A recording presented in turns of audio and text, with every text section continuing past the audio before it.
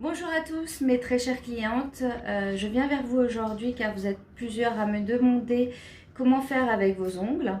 Étant en confinement, on est toutes bloquées à la maison avec des ongles qui poussent et qui risquent de casser avec le gel. Donc là, vous retrouvez un espace qu'il va falloir combler.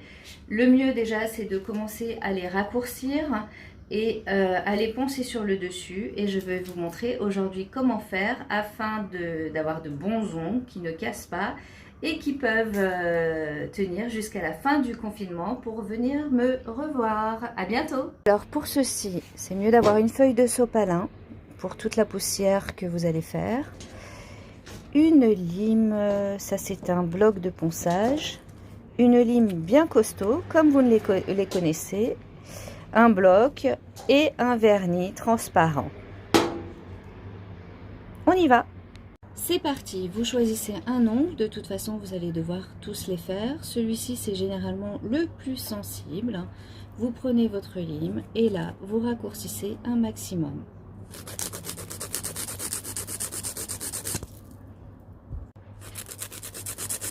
Une fois la longueur choisie, vous voyez, une fois la longueur choisie, vous allez commencer à poncer le dessus.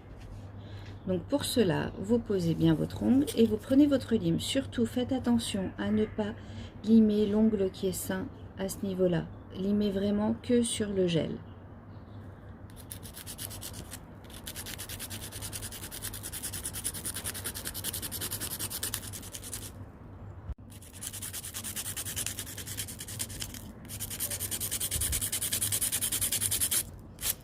N'hésitez pas à y aller.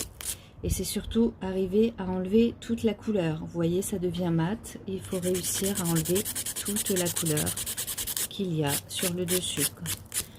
Je pense que vous pouvez le voir à la caméra, ça fait quand même de la poussière. C'est pour ça que je le fais sur mon balcon. Prévoyez sinon bien du sopalin.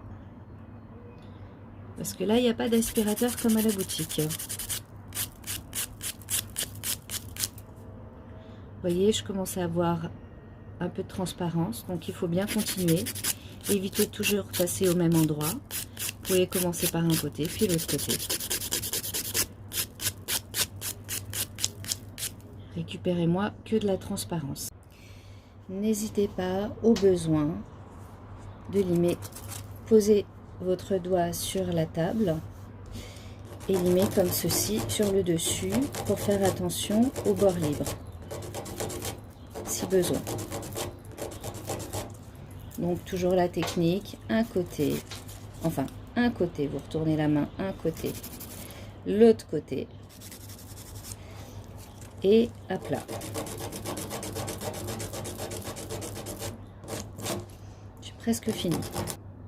Je vous invite à faire la forme. Alors la forme, si vous désirez, donc là je l'ai gardé un petit peu long parce que moi je gère mes ongles longs. Mais la forme, c'est à votre convenance. Ça peut être du carré comme du rond. Moi, je vais faire un carré arrondi.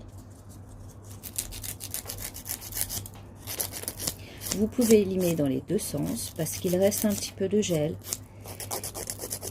Alors que des ongles naturels à 100%, vous ne pouvez pas limer dans les deux sens.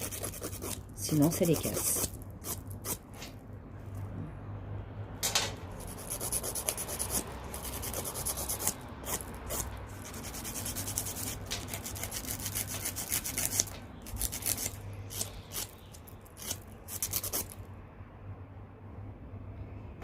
Voilà. Donc, après ceci, vous pouvez mettre, vous utilisez un petit bloc et vous le passez sur tout l'ongle. Quand vous passez le bloc, ça va affiner le grain qu'il y a sur votre gel.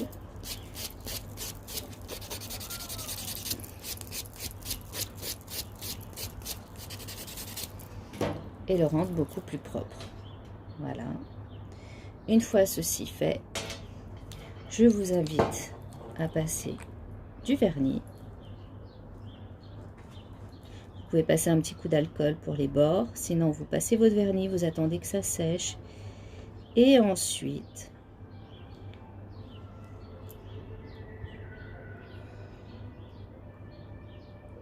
vous pourrez passer de l'huile. Voilà le résultat avec du vernis. Vous pouvez, si vous avez du gel semi-permanent, mettre une couche de gel semi-permanente à la place de votre vernis et laisser sécher au soleil. Il n'y a pas besoin de lampe. Et ensuite, en finition, on va appliquer de l'huile que vous pouvez appliquer vraiment tout le temps sur tous les ongles pour les fortifier en l'absence de gel ou même avec du gel, hein, on peut toujours en mettre, mais pour les fortifier tous les jours, étant en confinement, on a du temps pour s'occuper de soi. Donc voilà le résultat. Voici le résultat final. Vous voyez bien, l'ongle reste propre, net, avec du vernis. Je vous conseille de mettre 2 couches et surtout de bien huiler vos ongles tous les jours. Donc maintenant, ça va être le boulot pour faire la suite, car il vous reste 9 autres ongles. À très bientôt.